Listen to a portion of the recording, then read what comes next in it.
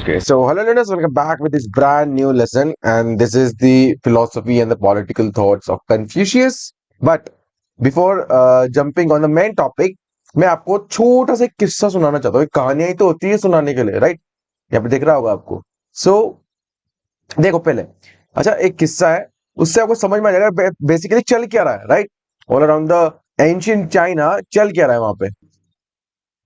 Okay, सो एक बार क्या होता है, बेसिकली वहां पे तीन मेजर फैमिलीज होती हैं। उसमें से एक फैमिली थी, नोबल फैमिलीज उनको बोलते हैं। उनमें से एक फैमिली थी, वो चाहते थे कि हम बाकी फैमिलीज को अपने एम्पायर के अंदर मर्ज कर लें, राइट? वो चाहते थे कि इन बाकी एम्पायर्स को हमारे एम्पायर में मर्ज कर लिया जाए, राइट? ओके, सो वो एक प्लान बनाते हैं।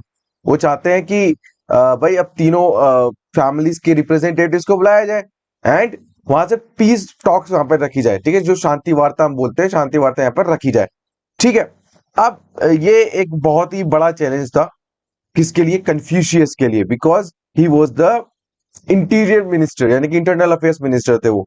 टेम्पररी थे, लेकिन he was the for the first time ये मिनिस्टर बने। अच्छा, मीटिंग कहां पर डिसाइड हुई, कहां पर होना था? जियागू में, जो कि क्वी साम्राज्य जो कि ऑर्गेनाइज कर रहे थे, उन्होंने इनको इनवाइट किया बाकी फैमिलीज को। तो कन्फ्यूशियस इसको इस चैलेंज लेते हैं। व्हाई? बिकॉज देखो अभी आपको एक बात बताता हूँ आगे, कि ये जब बोलते हैं ना कि अलायंस मीटिंग है, तो ये प्राइम मिनिस्टर के पास जाते हैं। उस टाइम प्राइम मिनिस्टर से इनकी कोई खास बनती नहीं थी, है ना, नहीं मिलिट्री कमांडर के साथ, बिकॉज इनके विचार उस तरीके के थे। बहुत जबरदस्त पर्सनैलिटी है, आगे आगे सुनते जाओ, बहुत मजा आने वाला है आपको, है ना?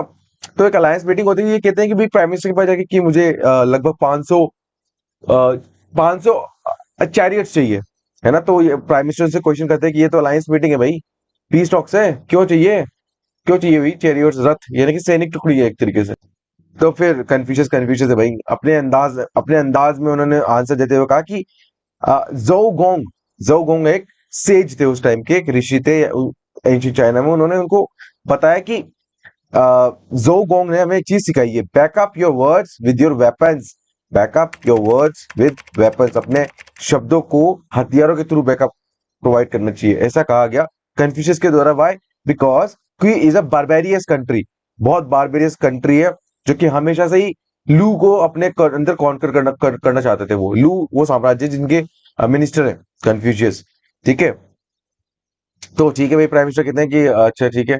तो एक आर्चरी का टूर्नामेंट वहां पे चलता है, कि वो बेसिकली इनको चैलेंज करते हैं कि आइए भाई, आर्चरी के मैच में मुझसे जीत जाइए टूर्नामेंट में, तो फिर आपको 500 चैरियट्स जो है हम प्रदान कर देंगे, ठीक है? उन्होंने कहा ठीक है, challenge accepted. And Confucius is the great Archer. इनकी जब हम बात करते हैं कि एजुकेशन सिस्टम में कौन कौन से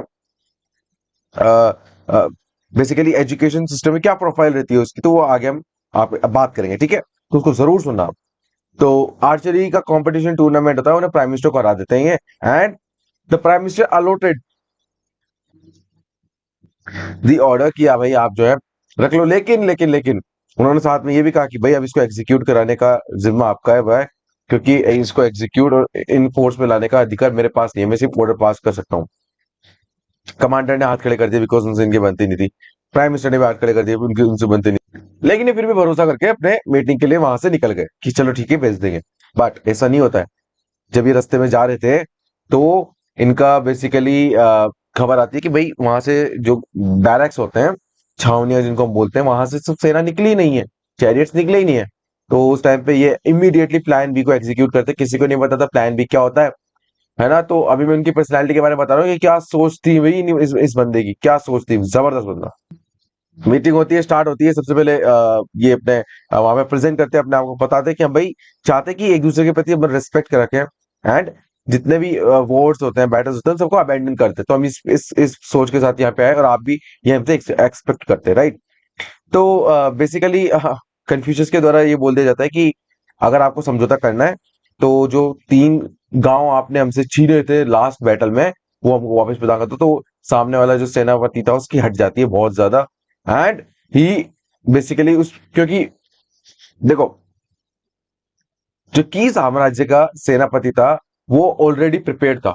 ही वेंट देयर विद सैनिक टुकड़ी, क्योंकि वो अपने साथ काफी लोग लेकर के गया था, वहां पे सैनिक टुकड़ी लेकर के गया था, क्योंकि वो चाहता ये था कि जितने भी रिप्रेजेंटेटिव्स आएंगे हम उनको हॉस्टेज ले लेंगे, और हॉस्टेज लेके वहीं से कॉन्कर करते हुए हमने अपने साम्राज्य में उन्हें मिला लेंगे।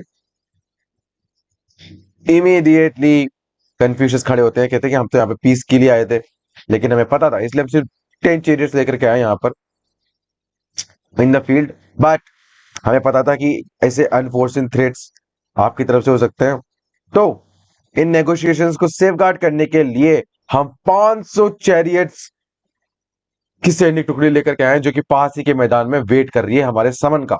हमें बस समन करना है, सारे के सारे यहाँ पर आ जाएंगे, and then there will be a bloody massacre over here, and he just raise their flag, right. तो इतना शोर आया है उस पहाड़ी के पीछे से, बहुत तेज शोर आया, ताकि इनको पता चले कि इनके पास सैनिक टुकड़ी है, लेकिन वो वहां से दिखाई नहीं दे रही थी। इसके पीछे का क्या लॉजिक है अभी आपको पता चलेगा, लेकिन उसके पहले ये सुन लो कि इतना जबरदस्त शोर उन पहाड़ियों के पीछे से आ रहा था कि सामने वाले का सेनापति तो नहीं, लेकिन किंग, उनका किंग हिमसेल्फ खड़ा हुआ, एंड उन्होंने कहा कि इनकी एडवांस पार्टी यहाँ पर है, we should back off. And उन्होंने अपनी 500 चैरियट्स की, 500 से ज्यादा चैरियट्स की सेना को पीछे ले लिया, बैक ऑफ कर लिया। बाद में पता चलता है, क्या पता चलता है कि there was no military from Confucius side, कोई मिलिट्री नहीं थी, कोई सैनिक नहीं थे। पता है वो लोग कौन थे? वो लोग थे किसान, यस, जो कि बैलगाड़ी लेकर के पास ही के मैदान में आकर के शोर मचाया था उन लोगों ने, ताकि they can create the fear. It's overall an hoax, ठीक है, इट्स हॉक्स था, एक छलावा था, जो कि स्ट्रैटेजी थी, ओवरऑल मिलिट्री स्ट्रैटेजी कन्फ्यूशियस की। तो इस स्ट्रैटेजी को लेकर के बोलते हैं कन्फ्यूशियस के डिसाइपल, कि हमारे मास्टर ने सिखाया आपको कि military strategy hinges on innovation and surprises, ठीक है। तो military strategy without innovation and surprises के बहुत नॉर्मल हो जाती है ना। तो कुछ इनोवेटिव करना चाहिए, कुछ सरप्राइज करना चाहिए, यही एक सक्सेसफुल मिलिट्री स्ट्रैटेजी का सीक्रेट होता है, राइट। ओके, सो एक बहुत छोटा सा किस्सा मैंने आपको इसलिए सुनाया ताकि आपको पता चले कि भाई ये जो बंदा है ना, सिर्फ और सिर्फ मिलिट्री स्ट्रैटेजिस्ट नहीं, moral philosopher, teacher and politician, ये सब रहे ये बंदे। He was also the police commissioner, है ना, दरोगा भी रहे हैं उस टाइम के, एंड मेयर भी रहे हैं उनकी सिटी के। अब ऐसा कहा जाता है कि भाई देखो, यहाँ पर हम फिलोसफी एंड पॉलिटिकल थॉट तो पढ़ेंगे, लेकिन उसके पहले थोड़ा सा बैकग्राउंड नॉलेज समझ लो आप। तो क्या पता है कि जो कन्फ्यूशियस थे ना, वो सुंग फैमिली से रिलेटेड थे, डिसेंडेंट थे उनके। तो उन्होंने कभी यहाँ पर किसी साम्राज्य में राज किया था, ठीक है, तो राजघराने से ही, यानी कि उच्च घराने के ये डिसेंडेंट थे। लेकिन ऐसा नहीं था हमेशा ही, ये ऐसा नहीं था। वाई? क्योंकि जब इनका नोबेल ओरिजिन जरूर जरूर है, लेकिन इनके जन्म के टाइम पे ये बहुत गरीब हो चुके थे, इनकी फैमिली बहुत गरीब हो चुकी थी। एंड ऐसा कहा जाता है कि कन्फ्यूशियस जो है वो उन्होंने वॉचमैन का भी काम किया है, स्टोर्स पर वॉचमैन का भी काम किया होता है इन्होंने अपने टाइम। तो पहले ये देख लो कि एंड तक देखना, और अंधी मेहनत करिए भाई, कुछ भी नहीं छूटेगा यहाँ पे, ये मैं आपको गारंटी देता हूँ, ठीक है। ठीक है, तो इंट्रोडक्शन देखेंगे जिसमें ट्रू स्टोरीज हमने देखा, एक मैंने आपको बताया, ऐसे काफी सारे किस्से आने वाले हैं इन फ्यू मिनट्स, राइट। तो चौंक जाओगे आप, ठीक है। तो राइट, बायोग्राफी की गारंटी है कि ऐसा इंसान नहीं देखा होगा, डेफिनेटली, आई एम श्योर, है ना। फिलोसफी तो देखना, ये क्या कहने भाई, क्या कहने इनके शब्दों में कमाल था भाई ये, ठीक है ना। पॉलिटिकल थॉट्स, इनकी जो थ्योरीज थी एंड प्रिंसिपल्स थे, एथिक्स और पॉलिटिक्स सब में प्रॉपर फिट होता है ना। कंक्लूजन तो देखेंगे हमारी कैसे थे भाई, इनको कंक्लूड करने की, भाई कन्फ्यूशियस है, राइट। लेकिन यही वर्ड निकलेगा आपके मन से, आपके मुंह से, ये सुनने के बाद लिख के भी दे सकता हूं मैं आपको ये, ठीक है वो। ओके सर मैम, तो स्टार्ट करते हैं। एंशिएंट चाइना की क्या कंडीशन थी, क्या परिस्थितियां थी, वो मैंने आपको बता भी दी कि भाई फैमिलीज थी, ये सारे एम्पायर थे, घराने थे, आपस में लड़ पड़ते थे काफी ज्यादा, राइट। अच्छा, ये छोटी सी बात जान लो कन्फ्यूशियस के बारे में, कि कन्फ्यूशियनिज्म बेसिकली देखो इन्हीं की विचारधारा से निकला है कन्फ्यूशियनिज्म, जिसको रूइज्म भी बोलते हैं। रू का मतलब होता है sir ma'am scholar, Ruism, RU, Ruism in Chinese हम बोलते हैं स्कॉलर, ठीक है। तो कहां पर इनका जन्म हुआ था? इनका जन्म हुआ था बेसिकली जोउ स्टेट में, जोउ स्टेट में इनका जन्म हुआ था। And spring and autumn period में, स्प्रिंग एंड ऑटम पीरियड इनकी एक बुक भी थी, उसी के बारे में उन्होंने इसके बारे में काफी लिखा। Spring and autumn period basically आपका 1771 से लेकर के 476 BCE तक था, ठीक है। ओके। तो राइट, चाइना जो था बेसिकली इस टाइम पे बहुत डिसेंट्रलाइज था, और बहुत से फ्यूडल स्टेट्स थे इसके अंदर, ठीक है। बहुत सारे फ्यूडल छोटे छोटे स्टेट्स थे जो अपने ही एरियाज में वहां पर रूल करते थे। तो क्या बोलते थे बेसिकली इनको, इनको बोलते थे कॉन्ग ख्वाई, कॉन्ग ख्वाई। इट्स प्रॉपर चाइनीज, इसको कॉन्ग ख्वाई बोलते हैं अपन, राइट। सो है ना, कहीं कहीं आपको कॉन्ग फूजी भी मिलेगा, लेकिन कॉन्ग ख्वाई बोलते हैं मैक्सिमम टाइम, ठीक है। इसका मतलब था master king, master king. And इसका चाइनीज, ये लैटिन वर्ड है, एंड इसका मतलब कन्फ्यूशियस, ठीक है। तो राइट, ओके। सो ये एक कौन कौन है बेसिक, ये फिलोसोफर थे भाई, क्या ही कहना है, टीचर थे ये, सेज ऑफ द एजेस है भाई, इनको सेज ऑफ द एजेस बोलते हैं, करेक्ट है भाई। राइटर तो थे ये, कागज तो नहीं थे उस टाइम पे, लेकिन बम्बू के मैन्युस्क्रिप्ट्स पर लिखा करते थे, बैम्बू से वो बनती थी, लकड़ी से। तो वो अभी बताऊंगा आपको, उसकी पिक्चर भी मैंने लगाई है, वो देखेंगे आगे। अच्छा, ये पता है अपने आपको क्या बोलते थे कि भाई मेरे में कोई ज्ञान नहीं है, मैं तो बस जो एंशियंट ज्ञान चलता हुआ आ रहा है ना चाइना में, है ना, थ्रू सो मेनी ईयर्स, तो मैं उसका कोडिफायर एंड ट्रांसमीटर हूँ, बस उसको कोडिफाई करता हूँ, एनालिसिस करता हूँ, और फिर उसको प्रेजेंट कर देता हूँ आप सबके सामने इन माय वेरियस राइटिंग्स। ये उनका कहना था कन्फ्यूशियस का। ठीक है, इनके फादर का नाम है कॉन्ग हाई, यान जिंगाई इनकी माँ थी, एंड क्विगुआन इनकी वाइफ थी, एंड कोंगली इनके सन थे। ओके। तो अब यहाँ पे देखो, ये 6 आर्ट्स से जो कंफ्यूज ने स्टडी किए थे, एंड ये एंशियंट चाइना में काफी प्रेवलेंट है ना। ये फॉर्मल एजुकेशन के सिस्टम थे, ये पार्ट है कि एक पर्सन को to how to make a gentleman, ठीक है, उनको जेंटलमैन किस तरीके से बनाया जाए। तो ये थे राइट्स, है ना। उसके अलावा म्यूजिक, आर्चरी तीरंदाजी, horseback riding, calligraphy and mathematics, ये सब, ये 5 आर्ट्स इनको याद रखना बहुत इंपॉर्टेंट। अच्छा, तो टाइम आ गया एक और किस्सा सुनाने का यहाँ पर आपको। देखो, इनकी ना, ये बेसिकली मेयर थे। आ, हम बात करते हैं जोंगडू एक करके विलेज था, उसके मेयर थे, ठीक है। तो बेसिकली वहां पे एक मीटिंग होती है जहां जिसको बेसिकली विंटर सेक्रीफाइसेस बोलते थे उस टाइम पे। एंशिएंट चाइना का ये एक ट्रेडिशन और राइट्स चलता हुआ आ रहा था, ठीक है। अब एज अ मेयर और as a part, as a member of the system administration, he has to respect कि जो ट्रेडिशंस एंशिएंट चाइना में चलते हुए आ रहे हैं उन सबको उनको रिस्पेक्ट करना पड़ता। अच्छा, उसके अंदर विंटर सेक्रीफाइस में सेक्रीफाइस करते थे ये लाइफ का। तो ये फिर खड़े होते हैं वहां पे कि भाई मैं कुछ बोलना चाहता हूँ कि बेनेवोलेंस जो होता है is love towards our fellow man, कि एक दूसरे के प्रति अगर अपन प्यार दिखाएंगे, तो ये एक बेनेवोलेंस की फीलिंग होती है जो कि यूनिवर्सल वर्च्यू है, ठीक है। तो इन्होंने कहा, फिर इनसे क्वेश्चन पूछा गया कि भाई आप रिचुअल्स में भी नहीं मानोगे, राइट्स में भी नहीं मानोगे क्या आपसे, अगर आप इतने ज्ञान दे रहे हो तो। अदर मिनिस्टर्स ने जो इनके पोजीशन में थे, उन्होंने कहा कि भाई a ritual murder is still a murder, ठीक है, चाहे वो ट्रेडिशन ही क्यों ना हो, है ना। तो ये डिमांड करते हैं कि भाई हमको क्या करना चाहिए, इस तरह की प्रथाओं को बंद करना चाहिए। अच्छा, ये एक चीज को और दावा करते हैं वहां पर। पहले तो ये सुन लो, एक और कौन सी प्रथा थी, एक प्रथा थी स्लेव्स बर्न की। जो स्लेव्स थे उनको उनके मालिक के साथ ही दफन कर दिया जाता था, अलाइव। यस, ये एंशिएंट चाइना की बात बता रहा हूं मैं, कि जो है जो बेसिकली ओनर होता था इन स्लेव्स का, उन्हीं के साथ इनको भी क्या कर दिया जाता था, दफन कर दिया जाता था।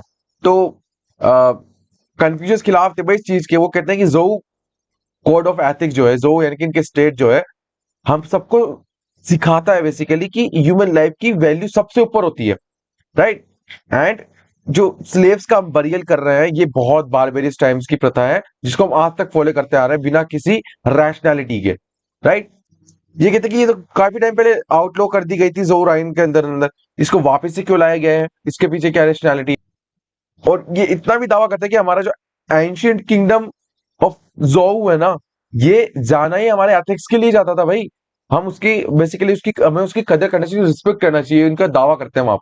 अच्छा, एक ये जो मिलिट्री कमांडर था उनकी बनती नहीं थी इनसे, राइट। तो वो खड़ा होकर कहते हैं कि क्या आप इस तरीके से कुछ भी बोल दोगे क्या, या फिर आप हम चाहते हैं कि हमारे इस तरीके के रिचुअल्स रहे, हम हमारे स्लेव्स, अगर कोई स्लेव्स अपने आप ही बेसिकली अपने आप को चाहे कि अब मुझे अपने मालिक के साथ दफन होना है, तो वो क्यों नहीं कर सकता भाई, क्या उसके फ्री विल नहीं है, ये सब क्वेश्चन से पूछने लगे। तो भाई अब कन्फ्यूशियस कन्फ्यूशियस है, कन्फ्यूशियस बोलते हैं कि मिस्टर जनरल, मिस्टर कमांडर, कि मैंने सुना है कि आपने हमारे राजा की जान कई बार बचाई है ना। और हमने हमारे राजा ने भी ये कई बार कहा है कि अगर आप नहीं होते तो उनको कभी भी मतलब आज वो जिंदा नहीं होते, राइट।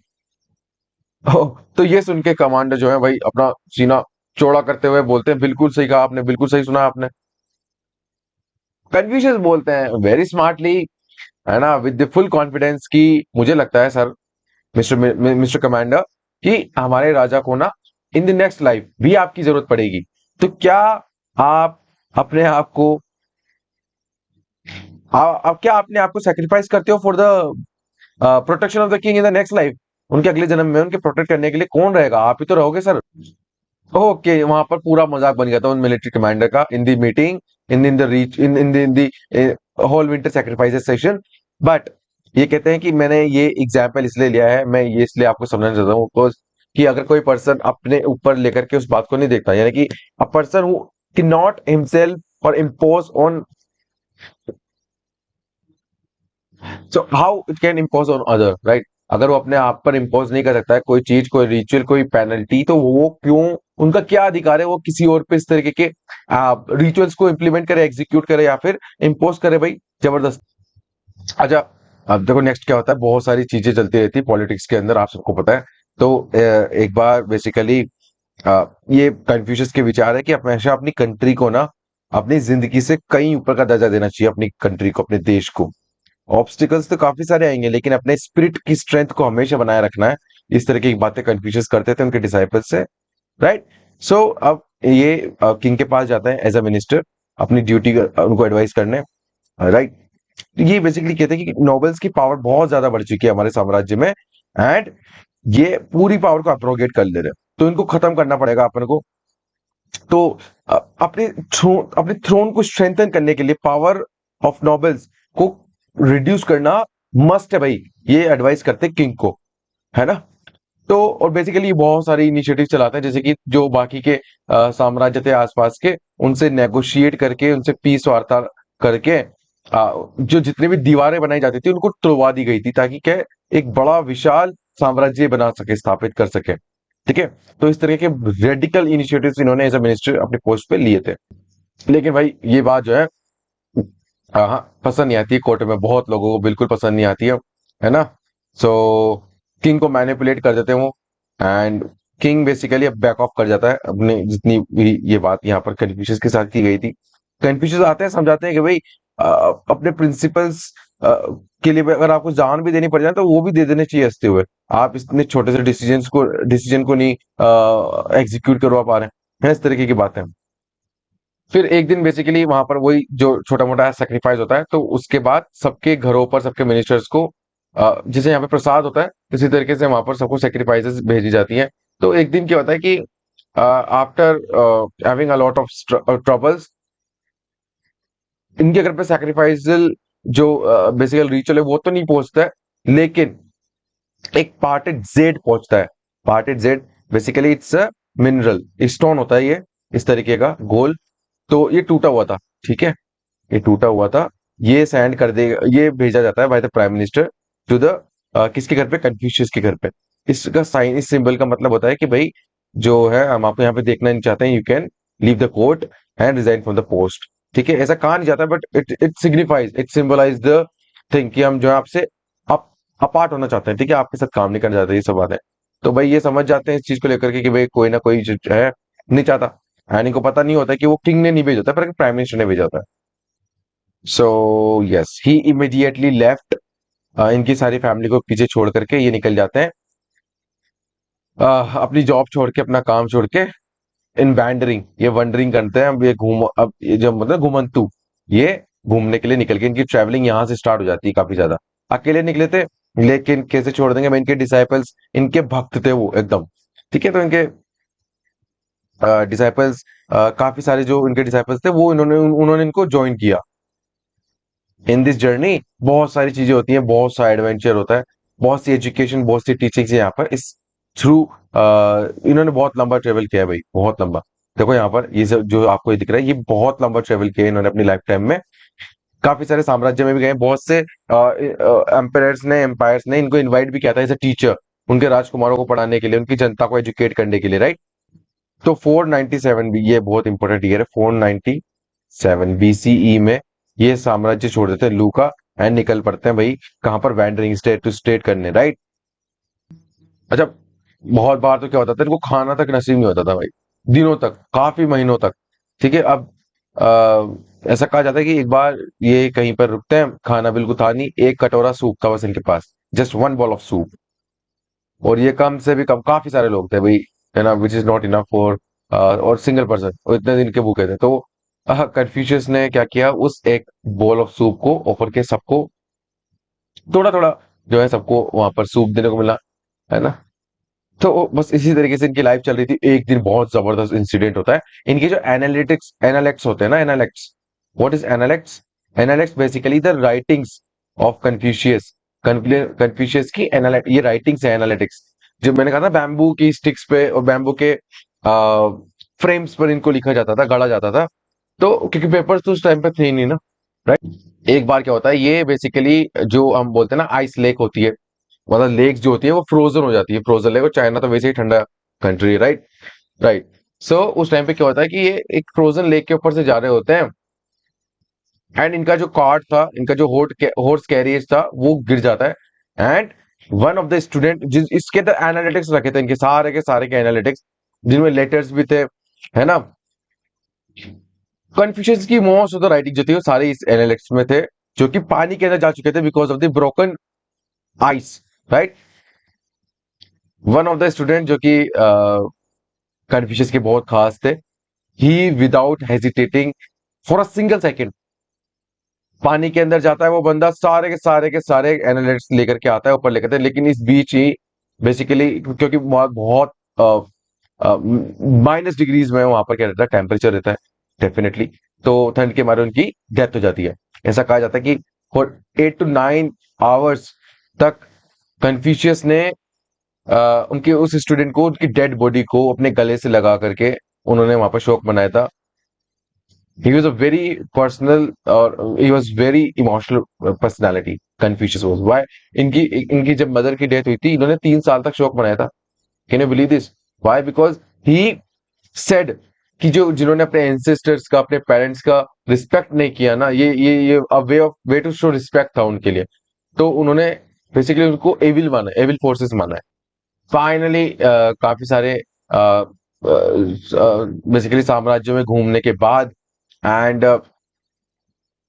लगभग लगभग हम बात करते हैं कि राइट 484 बीसीई में, 484 बीसी को ये वापस लौटते हैं अपने साम्राज्य में, because he was invited bye the prime minister. वो प्राइम मिनिस्टर को जो जो बनती थी ना इनसे, उन्होंने उन्होंने रियलाइज किया कि कन्फ्यूशस क्या चीज है बेसिकली, राइट। सो कन्फ्यूशस ने बैक पैक किए and they were went to their home, ठीक है, किंगडम ऑफ लू। सो 479 में, 479 बीसीई में इनकी डेथ हो जाती है, इन्हीं के स्कूल में, है ना, at the age of 73। And Confucius को बोला जाता है pioneer in making the education available for all. He is, देखो पॉलिटिशियन थे माना, है ना, मेयर थे माना, बहुत सारी पोस्ट हेल्ड की इन्होंने माना, लेकिन ये रिकॉग्नाइज की जाते हैं all time best educated in the world, all time best educated in the world, क्योंकि इन्होंने रेवोल्यूशनाइज कर दिया था एजुकेशन को, है ना। इनके डिसाइपल जो है दुनिया भर में इनके डिसाइपल्स, आई मैं आपको बताऊंगा, ताइवान में, जापान में, हर जगह। तभी तो इनको टाइटल मिला था sage for the ages, sage for the ages, right. अच्छा, कन्फ्यूशियस की जो बेसिकली डॉक्ट्रिन थी, उसने क्रिस्टलाइज कर दिया बहुत से फेसेट्स ऑफ जो चाइना के, एंशियंट चाइना के सिविलाइजेशन से रिलेटेड थे। उससे सिंबल, उसका सिंबल बन गया बेसिकली कन्फ्यूशियस, राइट। उसने high levels of morality standard set कर दिया, फिलोसॉफिकल स्टैंडर्ड सेट कर दिया पॉलिटिक्स में, है ना। बहुत प्रोफाउंड था, एंड पूरे चाइना में इसके इन्फ्लुएंस हुए। लेकिन माओ जेडोंग के टाइम पे इनको जो है मिटा दिया गया, हिस्ट्री की बुक से मिटा दिया गया, इनके बारे में पढ़ाना बंद कर दिया गया। क्योंकि माओ जेडोंग का ऐसा मानना था कि अगर वेस्टर्न कंट्रीज पर रूल करना है, उनको हराना है, उनका कौन से कॉम्पिटिशन करना है, तो कन्फ्यूशियनिज्म को यहाँ से जाना पड़ेगा भाई। बिकॉज कन्फ्यूशियनिज्म तो मोरालिटी सिखाता है, एथिक्स सिखाता है ना, ये सब सिखाता है। अच्छा, तो क्या बोलते हैं कि the man who ask the question is a fool for a minute, the man who does not ask is fool for life, थे बाबा कन्फ्यूशियस ने कहा है। Okay, so sorry for this, ये इट्स फॉर फन, ओके। तो जो है mind मत करना बिल्कुल भी, ठीक है। तो ये बेसिकली ये स्टेटमेंट किसने कहा? कन्फ्यूशियस ने। Okay sir ma'am. ये इस तरीके से अभी ये पेपर्स पे किए जाते हैं एनालिटिक्स। एनालिटिक्स उस टाइम पे अलग होते थे, राइट। इनकी फिलोसफी देख लेते हैं। जबरदस्त, बहुत सुंदर और अवर्णनीय। ठीक है। हाँ, अच्छा, बहुत सारी चीजें बताऊंगा इसके अंदर मैं आपको। ठीक है, तो वो बहुत ध्यान से सुनना है आपको, ठीक है, बहुत ध्यान से। राइट। बात करते हैं कि ओके, जिसकी बेसिक, तो बात करते हैं सबसे पहले कि जो जैसे कि इंडिया में वर्ण सिस्टम था ना, उसी तरीके के सिस्टम को उसके एलिमेंट्स को लेकर के ये सपोर्ट करते थे कि यहाँ पर भी कुछ इस तरीके का सिस्टम होना चाहिए, है ना। लेकिन रिजिड सेंस में नहीं था, इंडिया में बहुत रिजिड था। इनकी लाइफ जो थी एज अ रिलीजियस गुरु, जैसे कि सोक्रेटिस थे, रिमेंबर सोक्रेटिस। यहाँ पर देखो, सोक्रेटिस की जो है वीडियो आपको देखने को मिल जाएगी, डिस्क्रिप्शन में लिंक है, देख लेने के बाद उसको बहुत डिटेल में समझाया, बहुत अच्छे तरीके से सब चीज क्लियर हो जाएगी आपकी, राइट। तो इनकी जितने भी फिलोसफी है ना, उसमें आपको मोरालिटी मिलेगी भाई, सब में। जितने भी आइडियाज इनके, सब में मोरालिटी आपको देखने को मिलेगी। एंड एजुकेशन का तो इन्होंने जबरदस्त रेवोल्यूशनाइज कर दिया भाई, विदाउट एनी डिस्क्रिमिनेशन, जो चाहे एजुकेशन सीख कर सकता है, राइट। अच्छा, अब एक एक करके इनकी फिलोसफी और इनके पॉलिटिकल थॉट्स देख लेते हैं अपन। ठीक है, तो सबसे पहले देख लेते हैं अपन इनके ह्यूमंस को लेकर के क्या पर्सपेक्टिव था। देखो, क्या बोलते हैं, यस, कन्फ्यूशियस। कन्फ्यूशियस क्या कहते थे कि ह्यूमन नेचर जो है वो नेचुरली और फंडामेंटली गुड होता है भैया। नेचुरली एंड फंडामेंटली क्या होता है, गुड होता है। यानी कि कोई इंसान बुरा नहीं होता, सब इंसान अच्छे होते हैं, है ना। परिस्थितियां बना देती है, अगर उनको अच्छा बनाए, क्योंकि वो टीचेबल है, इंप्रूवेबल है, परफेक्टेबल है, तो उनको किया जा सकता है। ह्यूमंस जो है सोशल है, ये मॉरल एनिमल होते हैं जिनको मॉरलिटी सिखाई जा सकती है। ठीक है, तो ये मानना था किनका, हमारे कन्फ्यूशियस का। अच्छा, ये कहते थे कि भाई एक ह्यूमन की लाइफ में पांच चीजें जो है बहुत जरूरी है, पांच वर्च्यूज इन्होंने बताए थे। पांच वर्च्यूज है। सॉरी फॉर द राइटिंग, तो कुछ दिनों में जो है मैं बेसिकली प्रॉपर हैंड राइटिंग में यहाँ पर आपको पढ़ाना स्टार्ट करूंगा, तो उसके लिए आपको थोड़ा सपोर्ट करना पड़ेगा, राइट। तो डू लाइक एंड सब्सक्राइब। आइए मैराथन, बहुत सारी चीजें आने वाली है आपके लिए, ठीक है। ओके, सो वो पांच कौन से वर्च्यूज है। पहला तो है सर एंड मैम आपका कंपेशन। कंपेशन। सेकंड है आपका रिचुअल प्रोप्राइटी। फिर आपका जस्टिस। फिर है आपका नॉलेज एंड इंटीग्रिटी। फाइनल है इंटीग्रिटी। ठीक है, तो ये जो वर्च्यूज हैं आपके, ये कॉन्स्टेंटली कल्टीवेटेड होते जाएंगे, जैसे कि प्लांट्स होते हैं ना गार्डन में, उस तरीके से कंटिन्यूअसली ये ग्रो होते जाएंगे किसी भी पर्सन के अंदर। Okay, okay sir and ma'am. अच्छा, ह्यूमंस देख रहे हो ना, इसमें एक चीज और देख लो कि according to the Confucius who are the ideal citizens. Ideal citizens की हम जब बात करते हैं, तो वो कौन होते हैं, तो उनके फोर वर्च्यूज बताए इन्होंने। चार वर्च्यूज होने चाहिए। पहला तो होना चाहिए लॉयल्टी। ठीक है, पहला तो होना चाहिए लॉयल्टी, आप लॉयल रहे अपनी कंट्री के लिए, है ना। Second, sorry, filial piety. What is filial piety? Basically filial piety का मतलब होता है कि अपने एंसेस्टर्स के प्रति आपकी रिस्पेक्ट, राइट। फिर आता है आपका कंटिजेंसी, राइट। एंड लास्ट है आपका राइचियसनेस। ठीक है, तो ये चार वर्च्यूज होने चाहिए किसी भी आइडियल सिटीजन के लिए। अदर देन दिस, जस्टिस के लिए लव एंड ह्यूमैनिटी, है ना, ये सब भी बहुत जरूरी ट्रेट्स है। अच्छा, यूनिटी पे इनके विचार क्या थे, यूनिटी को लेकर के, एकता जिसको हम बोलते हैं। ये कहते हैं कि भाई हिस्ट्री जो है बहुत इंपॉर्टेंट है किसी भी तरीके की नॉलेज को पाने के लिए, एक सोशल इमेज क्रिएट करने के लिए। तो सोशल लेवल पर एंड स्पिरिचुअल लेवल पर दोनों ही जो है हमारे को यूनिटी की बहुत जरूरत होती है। अगर हम कनेक्ट होंगे, यूनाइट होंगे, ठीक है, तो मतलब अपने ही लोगों के साथ, खुद के साथ, ये पॉसिबल है जब ह्यूमन एक ह्यूमनिस्ट एनवायरनमेंट बनाए, है ना, वैल्यूज को प्रॉपर सपोर्ट करें, ह्यूमनिस्ट वैल्यूज को बेसिकली एक्नॉलेज करें, राइट। अच्छा, इसीलिए तो इनको ह्यूमनिस्ट फिलोसोफर भी कहा जाता है, ह्यूमनिस्ट फिलोसोफर। एंड इस इन्हीं के इस वाले थॉट्स के बेसिस पर ही जो कंफ्यूजन रिलीजन के तौर पर निकल के आया है, सिविल रिलीजन के तौर पर, ये चार चीजों की वर्शिप्स करते हैं बस। इस चीज को लेकर के आप यहाँ पर ध्यान रखना। वो क्या है चार चीजें? पहला तो है आपका हेवन और अर्थ। हेवन और अर्थ। सेकंड है आपका सोवरेन, जो आपका किंग है, किंग, राइट। फिर आपका इंसिस्टर्स, एंड फाइनल है आपके मास्टर्स, राइट। ये इन्होंने कहा था कि इनको जो है आपके इन चार को वर्शिप्स करना बहुत जरूरी है। अच्छा, पॉलिटी को थोड़ा होल्ड पे रखो, थोड़ा सा इकोनॉमिक्स देख लेते हैं पहले। इनके विचार क्या है इकोनॉमिक्स को लेकर के, very very important, very crucial. देखो, ये कहते थे कि प्राइवेट प्रॉपर्टी ओके, ये एडवोकेट करते थे प्राइवेट प्रॉपर्टी बनाओ, आप वेल्थ बनाओ, बहुत अच्छी बात है। है ना। ये अपोज किसको करते थे? ये अपोज करते थे ओवर टैक्सेशन को, स्टेट के थ्रू। ओवर टैक्सेशन नहीं होना चाहिए किसी भी मैटर को लेकर के, एक्सप्लॉइटेशन नहीं करेगा स्टेट किसी भी तरीके की चीज को लेकर के, एंड उसी मतलब किसी भी तरीके का शोषण होना नहीं चाहिए जनता के साथ, सिटीजन के साथ, है ना। अकॉर्डिंग टू द कन्फ्यूशियस हम बात करते हैं कि जो मोस्ट इंपॉर्टेंट ऑब्लिगेशन होती है गवर्नमेंट में, वो होती है कि अपने पीपल्स को एनरिच करें, उनको कंटिन्यूसली एजुकेशन प्रोवाइड करें, जॉब्स प्रोवाइड करें, एम्प्लॉयमेंट दें, है ना, उनको एनरिच करना है उनको। अच्छा, एक बेसिकली पड़ोस के राज्य में ये एज एन एजुकेटर गए थे, उनको इनवाइट किया गया था। तो उन्होंने पूछा, भाई आते वक्त आपने रास्ते में क्या देखा, क्या फर्क है हमारे राज्य में और आपके राज्य में? उन्होंने कहा कि यहाँ की आपकी पॉपुलेशन बहुत ज्यादा है भाई। तो उन्होंने कहा कि ऐसा क्या गलती कर रहे हैं हम कि हमारी पॉपुलेशन इतनी ज्यादा है, हम थोड़े अमीर हैं, लेकिन फिर भी यहाँ पर रिबेल्स काफी ज्यादा होते हैं, रिबेलियन काफी ज्यादा होते हैं, लोगों में आक्रोश है, क्यों है ऐसा? तो कन्फ्यूशियस ने आंसर दिया था कि भाई एजुकेशन, लोगों में एजुकेशन की कमी है, उनको समझ नहीं है एजुकेशन से रिलेटेड एस्पेक्ट्स की। ठीक है, तो एजुकेशन का ये वाला मैटर था। तो फिर बाद में कन्फ्यूशियस को रिस्पॉन्सिबिलिटी दी गई थी to spread the awareness about the education, उनको बताया जाए, लोगों को, जनता के अंदर एजुकेशन की फीलिंग्स को लेकर के आया जाए, एंड उन्हें समझाया जाए। अच्छा, आज भी ना लोग कन्फ्यूशियस मेथड को बहुत ज्यादा मानते हैं कि भाई ये वाली इकोनॉमिक पॉलिसीज के बेसिस पर ही जो है गवर्नमेंट का बेसिकली उसका उसको उसको उसको एनालिसिस करेंगे वो लोग, उसको बताएंगे कि भाई कि जो प्रेजेंट डे में हम गवर्नमेंट की जो गवर्नमेंट है, चाइनीज गवर्नमेंट, क्या लोगों की भलाई के लिए काम कर रही है क्या। लेकिन आप सबको पता है कि इलेक्शंस वहां पर किस तरीके से होते हैं, एक तरफा इलेक्शंस होते हैं, कम्युनिस्ट पार्टी है वहां पर। ठीक है, तो इस तरीके से, राइट, ओके। मोरालिटी को ले लें, मोरालिटी को समझे थोड़ा सा, पर उसको थोड़ा सा डीप में समझेंगे। सो देखो, मोरल कन्फ्यूशियस जो थे मोरालिटी को लेकर के बहुत जो थे सीरियस थे। He was deeply concern about कि भाई पर्सनल कैरेक्टर का कल्टीवेशन जो है बहुत जरूरी होता है, and interpersonal relations and social ethics के रिलेशंस बहुत ही क्रूशियल है भाई, किसी भी चीज को लेकर के।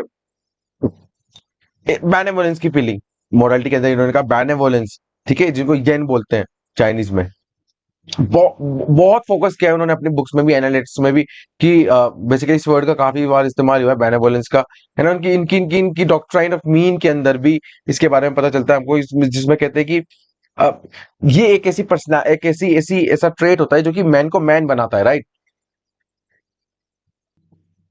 इसके अलावा काफी सारे वर्च्यूज बताते हैं, जैसे कि बात है कंसिडर्डनेस, लव, फिलियल पिटी, विजडम, करेज, ये सब होना चाहिए वर्च्यू। ये बेसिकली मॉरल वर्च्यूज है जो कि आपके रेस्पेक्टफुलनेस, टॉलरेंस, ट्रस्टवर्दीनेस, डिलीजेंस, जेनरसिटी, आपके ओवरऑल कैरेक्टर को डेवलप करने में आपकी मदद करें। अच्छा, बात करते हैं इनके एजुकेशन को लेकर के, इनके एजुकेशन पे लेकर के क्या विचार है, लर्निंग पे लेकर के बहुत जबरदस्त है, सुनना, बहुत ध्यान से सुनना। इन्होंने डिफरेंस बताया about between the thinking and learning, बहुत ही क्रूशियल यहाँ पर हम देखने वाले हैं डिफरेंस कि क्या है। तो ये बहुत ही इंडस्ट्रियस पर्सन थे, राइट, एंड इन्होंने अपने आप को एक बार डिस्क्राइब किया कि इनकी बुक्स के अंदर हमको देखने को मिलता है एनालिटिक्स में, कि ये कहते हैं कि एक दिन मैंने अपना पूरा दिन सोचने में बिताया, ना मैंने खाना खाया, सिर्फ सोचता रहा। ठीक है, अब यानी सोने भी नहीं गए, राइट, इतना।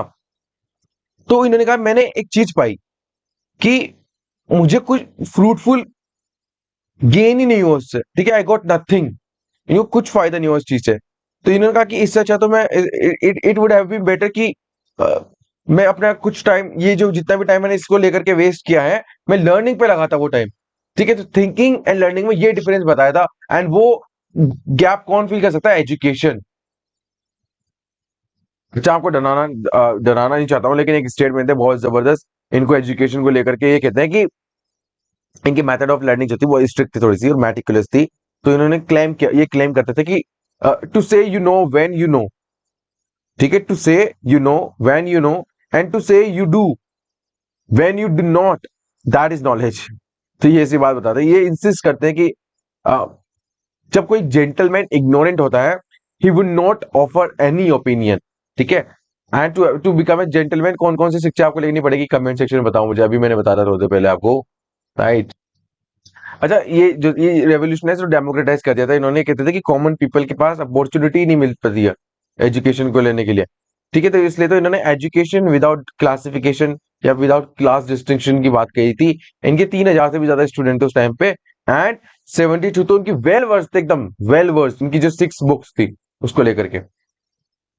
तो बुक्स तो काफी सारी है कि 5 क्लासिक बुक्स हैं कन्फ्यूशियस की, 5 क्लासिक्स इनको हम बोलते हैं। एंड इनकी ये जो जितनी भी अभी तक हम फिलोसफी पढ़ते हुए आ रहे हैं वो इन सब में हमको देखने को मिलती है। एंड सेक्युलर मोरालिटी का यहाँ पर प्रिंसिपल बहुत ज्यादा डोमिनेट करता है। तो इनके जो फॉलोअर्स थे, है ना, उन्होंने इनके थॉट्स को कंपाइल किया, and that is called the Analects of Confucius, Analects of Confucius, ठीक है, रिमेंबर। तो ये बेसिकली हमको देखने को मिलता है, 5 बुक्स है, बहुत जबरदस्त, जिसमें बुक्स ऑफ चेंज, इसके अंदर आपको मेटाफिजिकल, राइट, डिवाइन आर्ट, है ना, एथिकल मीन्स, उन सब के बारे में आपको देखने को मिलेगा। Book of documents, book of documents क्या है यहाँ पर, बेसिकली ये आपकी book of history and documents, है ना, कुछ बोलो दोनों सही है। इसमें चाइना, उसके पॉलिटिकल इवेंट्स, एथिकल व्यू किस तरीके से रहेगा पॉलिटिक्स में, उन सब के बारे में यहाँ पर मेंशन है, राइट। उसके बाद हम बात करेंगे क्लासिक ऑफ पोइट्री, पोइट्री की जो बुक्स थी, एंड इसको हम बोलते हैं आपके बुक ऑफ सॉन्ग्स ऑल्सो, ठीक है, इसमें कलेक्शन ऑफ पोइम्स से, सॉन्ग से, ये सब इसके अंदर रहता है। बुक ऑफ राइट्स, मैंने बताया ना, राइट्स यानी कि ट्रेडिशन, सोशल फॉर्म्स किस तरीके से रहेगा, वो सब चीजें, राइट। इसके बाद हम बात करते हैं finally and the main book, जिसके अंदर इनके सारे के सारे थॉट आपको देखने को मिलते हैं, स्प्रिंग एंड ऑटम एनालिसिस, ठीक है। तो ये वही टाइम पीरियड है 771 से लेकर के 473 बीसी तक, है ना, जैसे कि मैंने आपको पहले बताया था in the beginning of the lesson. Okay, ये प्लेस देख लो, मॉडर्न डे प्लेस है बेसिकली, कन्फ्यूशियस के जन्म का शाडाउन, इसको हम बोलते हैं, है ना। ओके सर मैम, देखो बात करो और देखो, बहुत इंपॉर्टेंट चीज बताने वाला। अच्छा, अब पॉलिटिकल थॉट्स के बारे में हम यहाँ पे जानेंगे, very very important, very crucial and highlight है ये पूरे लेसन का ही है। तो भाई देखो, ये कहते हैं कि किंग जो है ना, उनको ऑलवेज भी दे काइंड हार्ट होने चाहिए, हो ठीक है, काइंड हार्ट होने चाहिए, डिसिप्लिन, डिसिप्लिन होने चाहिए, राइट, ये वेरी वेरी इंपॉर्टेंट है। ये बिलीव करते थे कि जो ह्यूमन लाइफ है, जो गवर्नमेंट है, वो मॉरल ग्राउंड्स पे बननी चाहिए, एंड जस्टिस को फेयरनेस के साथ प्रोवाइड करनी चाहिए, ऑनेस्टी एंड सोशल रिलेशन अच्छे से उनको मैनेज किया। डाओइज्म करके एक बेसिकली अलग ही फेथ है, डाओइज्म, उसमें पता है कन्फ्यूशियस को गॉड मानते हैं, कन्फ्यूशियस को गॉड मानते हैं, राइट। तो मेरा ये टाइम बहुत जबरदस्त है, देखो इधर तो एरिस्टोटल है ग्रीस में, है ना, इधर आपके कन्फ्यूशियन है, इधर बुद्धा है, ये सब ठीक है, इतनी इतनी सारी चीजें पैरेलली चल रही पूरे वर्ल्ड में। अच्छा, इन्होंने आइडियल स्टेट के बारे में पता है क्या कहा है, इन्होंने कहा है सरन मैम कि जो एक आइडियल स्टेट होता है ना, और गवर्नमेंट होती है, वो नेसेसरी होती है जब एक आइडियल फैमिली वहां पर हो, जब एक आइडियल फैमिली वहां होगी तो अपने आप ही एक आइडियल गवर्नमेंट, आइडियल स्टेट वहां पर स्टेब्लिश हो जाएगा। अच्छा, इनके जो पॉलिटिकल थॉट्स थे वो इनके एथिकल थॉट्स से डिराइव करते हैं, बहुत ज्यादा उन्हीं पे बेस्ड है, ठीक है, इनके एथिकल थॉट्स पे बेस्ड है इनके पॉलिटिकल थॉट्स।